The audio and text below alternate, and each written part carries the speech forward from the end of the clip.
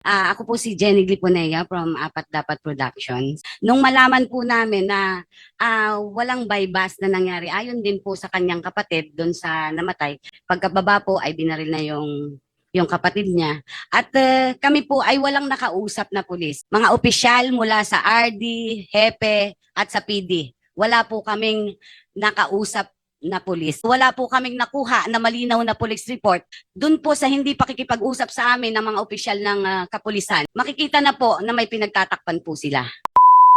Nag-imbestiga po kami hanggang sa lahat-lahat.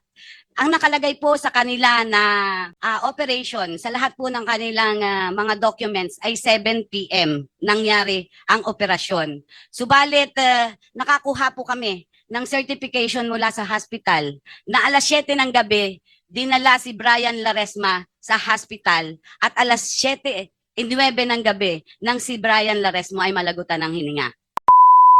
Napagkasunduan po namin kasamang pamilya na sa Napolcom po kami magsasampa ng demanda.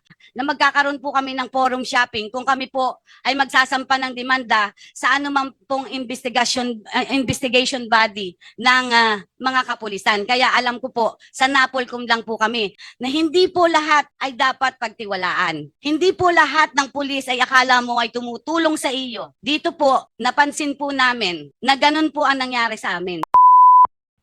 In the last hearing, we have invited yung mga witnesses pertaining to this issue that allegedly there was no bypass, but in accordance to what we have learned and the documents that were submitted to us, meron pong bypass na ginawa ang grupo po nila Sergeant Macaraig under the supervision of the Chief of Police, Claire Lintang.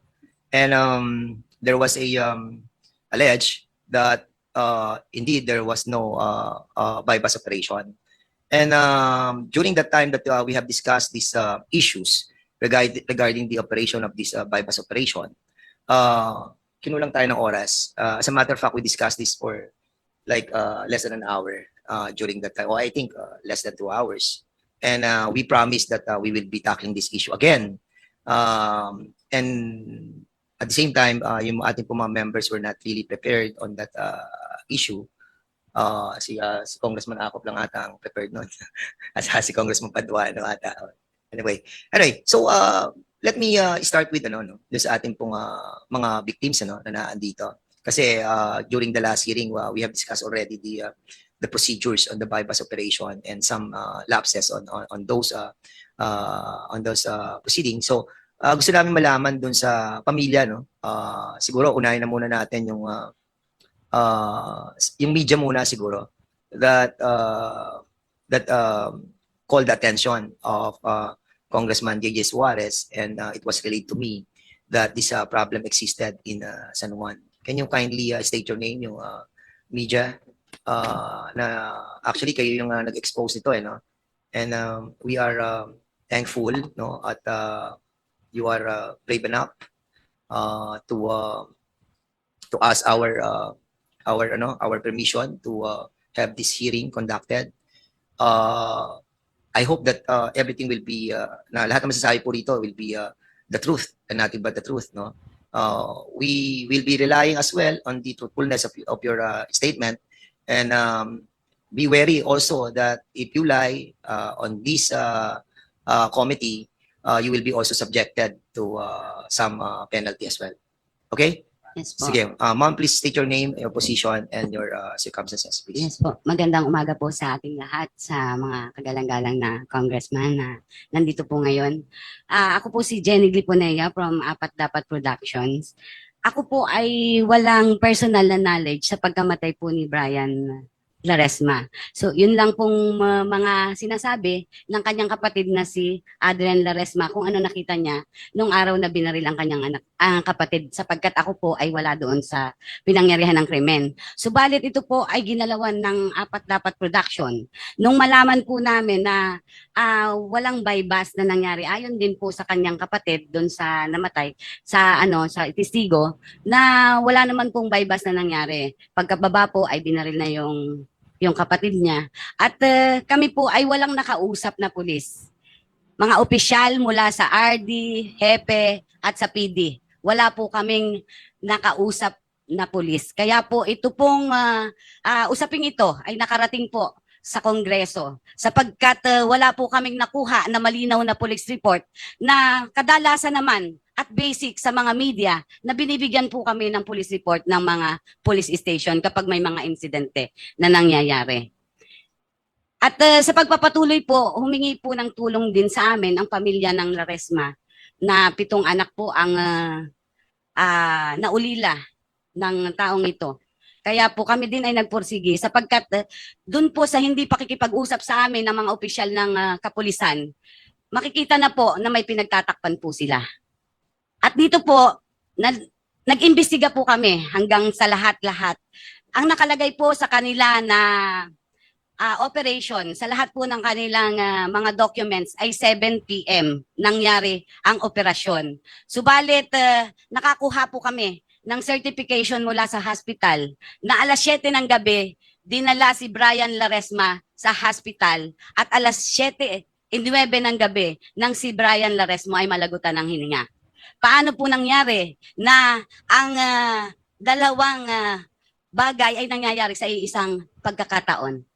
Na yun din po ang concern, yung taong yun, di po ba? So, ito po ay nag-imbestiga pa rin po kami ng mas malalim pa. Hanggang sa ito po ay pinagbalakan namin na ang mga ebidensya ay aming ipunin at yun pong kung saan kami magdidemanda. Napagkasunduan po namin kasamang pamilya na sa Napolcom po kami magsasampa ng demanda. Alam na alam po namin bilang media na magkakaroon po kami ng forum shopping kung kami po ay magsasampa ng demanda sa anumang pong investigation body ng mga kapulisan. Kaya alam ko po, sa Napolcom lang po kami. Subalit nung nasa Napolcom po kami, ito po ang gusto kong malaman ng ating mga kababayan na hindi po lahat ay dapat pagtiwalaan. Hindi po lahat ng pulis ay akala mo ay tumutulong sa iyo. Dito po, napansin po namin na ganun po ang nangyari sa amin. Ngayon po, nung nandun po kami sa Napolcom, bigla pong tumawag sa amin, nalaman po na nandun kami sa Napolcom ng PIAS. Ang ginawa po nila, kasi nauna po kasi sila na mag-motu proprio investigation. So ang ginawa po nila, itong mga testigo, ipinatawag po nila. Pero hindi po nila sinabi na magpapile na pala sila ng kaso. Naging complainant po si Adrian Laresma. Samantalang hindi naman po naman talaga kami doon magpa-file. At nung nasa Napolcom na po kami, sinabi po nila sa amin through phone ni Colonel Carodan na hindi na daw po kami pwedeng mag-file sa Napolcom sapagkat nandun na daw po ang complaint sa PIAS. So ipinaliwanag po nila sa investigador doon sa Napolcom kaya po pumayag na po dahil nga po magkakaroon kami ng forum shopping. Sandali. What's your name? Jenny po. Jenny. So may bago mawala no kasi baka humaba no. Meron kasi sinasabi na ang complainant yung kapatid ano pangalan ng kapatid si Adrian Laresma. So siya dapat yung complainant doon sa kaso ng kanyang kapatid. Opo. Ang sinasabi mo ngayon, instead na siya na mag-complain, sino na nag-complain ngayon? Hindi po. Ikalwa pa po yun. Yung dun po sa korte naman yun, ang nangyari po sa korte, magko-complain na po si Adrian Laresma, kasama po namin yung aming abogado. Ang nangyari po, pulis po ang nag-complain sa korte. Sinamahan po kami, nakala namin ay tinutulungan kami, yun pala po, sila po ang magiging complainant at yun pong mga ebidensya na inipon nila, hindi po yung aming ebidensya na kinalap namin para sa aming sariling depensa. Ayun pong kanilang depensa po, yun pong kanilang ebidensya ang ipinasok po okay. nila sa korte. Okay, Jenny, okay. I think the PNP is allowed to file the complaint, correct? Yes, sir. What are you trying to say right now? Yung ebidensya na hawak ninyo ay hindi yun ang ebidensya na pinail Opo. ng mga pulis? Opo, kasi po, Wait, how can you be sure of that hindi yun ang final nila? I have the copy, sir. Anong copy yan? Yun pong copy galing sa fiscal. Is that the complaint that was filed Yes, by sir. the police? Yes, sir. And yung affidavit naman ng ano, yung affidavit ng mga complainant, Yun nga po, andun ba sa final ng mga police? nandun po. Oh, nandun pala eh. Ang So, nangyari po kasi, yun pong affidavit na ang ginawa nila na affidavit ay kulang po doon sa ikinwento ni Brian, ay ni Adrian. Ang nangyari po kasi, may kinikwento po ang testigo. Ang sabi po nila, tama na yan, okay na yan. So, syempre po, ang akala nila, tinutulungan sila. Like- pero ang katotohanan po, napapababaw yung kaso dahil hindi po Oh. nailagay yung mga talagang point na dapat ay maging... So, for example, Jenny, anong mga binawas sa mga ebidensya na sinasabi ninyo that nakasama doon sa affidavit ng nila Brian na hindi isinama ng ating mga kapulisan? katulad po nung pagtutok ng baril para po umalis siya doon sa tulay. Nasa affidavit yun ni Brian? Doon po sa ginawa ng pulis ay wala po yun. Can you kindly Pero submit all the kami po documents? ay nag-submit ng bagong affidavit. Wait. Can you kindly submit to us the documents pertaining to what you're saying right now? Because if that is true, na binawas yung mga ebidensya na nakalagay sa affidavit ni Adrian and was not included on the filing of that case doon sa piskal, then there is something sinister on this. Because I think that will make the case much weaker and subject to dismissal. Kung ang sinasabi mo yung pagtutok, Yun ano po. sinasabi mo? Yun, Pagtutok ng baril. pagtutok po ng baril. Submit to us. Nandyan na po. Sinabit na po namin Andiyan na? sa staff. Can you kindly give us, sige, kukunin ko, then you proceed. Okay, go Yes, ahead. sir. Yun po yung sinasabi namin na at tapos po, nung na-file naman sa korte ng pulis, nung magbibigay na po ng evaluation, idadakit na po yung kaso, bigla pong nakipag-swap ang pulis. Si Adrian Laresma na po ang ginagawa nila ng complainant. So, magkakaroon pa po kami ng supplemental affidavit. Kumuha pa po kami ng bagong attorney para po magkaroon ng supplemental affidavit at the same time, yun pong kakasuhan, isa po sa dapat kasuhan ay hindi po nila isinama doon sa isinabmit nila na complaint. Kaya po magkakaroon pa po kami ng another na... Tanungin muna natin ang, sino nag-complain sa police? Anong pangalan ng complaint na police? Colonel Fronda po ang alam. Andiyan ba si Colonel Fronda? Colonel Fronda, is this true? Na may binawas kayo doon sa mga affidavit nila? Can you kindly introduce yourself and your position and your circumstances? Yes, sir. Good morning po. I'm Police Lieutenant Colonel Ruelito Tolentino Fronda po, former Chief Provincial Investigation Detective Management Unit po ng Batangas sa PPO. Sige, can you kindly answer the question that yung pong pagtutok ng baril ni Mitzi doon sa suspect was deleted on your final submission of complaint sa piskal? Is it true? Hindi po totoo yun kasi yung pong statement po nila ay ang kumuha po noong kanilang statement ay ang atin pong PIAS. And then po dumaan po ang sa proseso doon po sa DC-20 kung saan po ay nireview po ng ating provincial prosecutor sa katauhan po ni Attorney Ariola ng Lucena City. Yung pong lahat ng ebidensya na isinabit po namin at mga affidavits po nila. Kaya po masasabi po natin na nireview po yun, pinabasa po sa kanila, pinaintindi at sila po yung nag-usap. Totally Okay. po, hindi po kami pinapapasok rin ni Piskal at isa-isa po kami kinakausap. Kaya po masasabi po natin wala pong nangyaring deletion or kung ano man doon po sa statement na binabanggit po nila. Okay. Complaint affidavit signed by Colonel Ruelito T. Fronda and Police Sergeant Anthony B. Penid. Anong pinal yung case? Murder? Murder po. Pero is this the affidavit that you signed? Can you kindly check it out? Papadala ko sa iyo, ha? Para can you kindly check it out? At ito yung affidavit na sinumpaan sa laysay ni Adrian. Adrian, paki-kindly check this out, ha? Para at least makita natin. Ito yung submitted nyo sa amin, eh. Tingnan natin. Pakibigay mo nga sa kanila.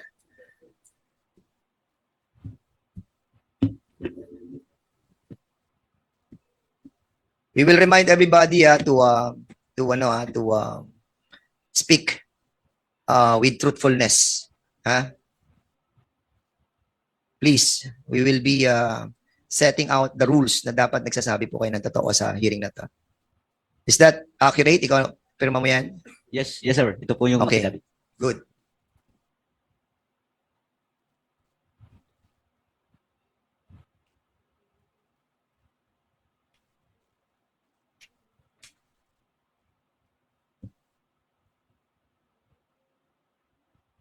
ako dito, ano ha, kasi I got this complaint affidavit and I read this morning. Meron kang kopya dyan na Lieutenant Colonel? Wala kang kopya?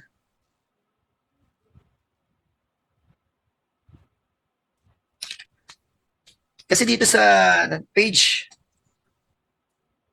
3 mo, lumalabas dito yung testimony ni Adrian. And if I may read, andito po.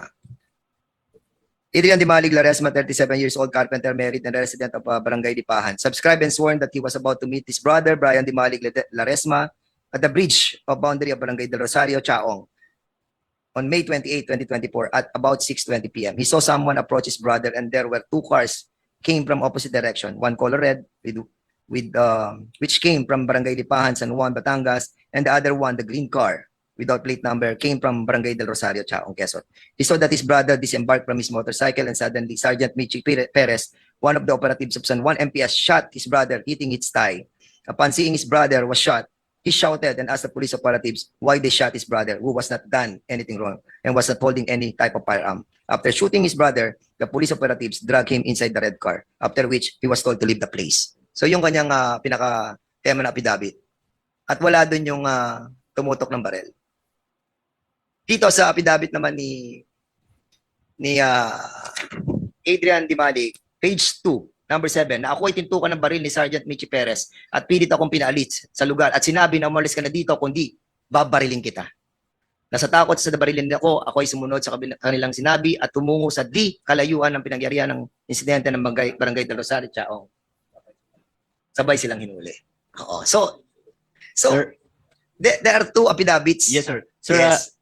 for information, sir, yung last affidavit po niya, supplemental affidavit na po yan.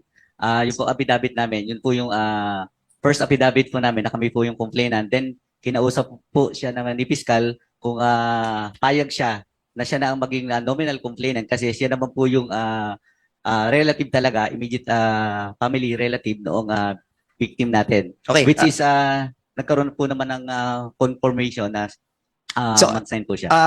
Colonel Pronda, yung sinasabi mong first affidavit, so etong affidavit na to, supplemental na lang to.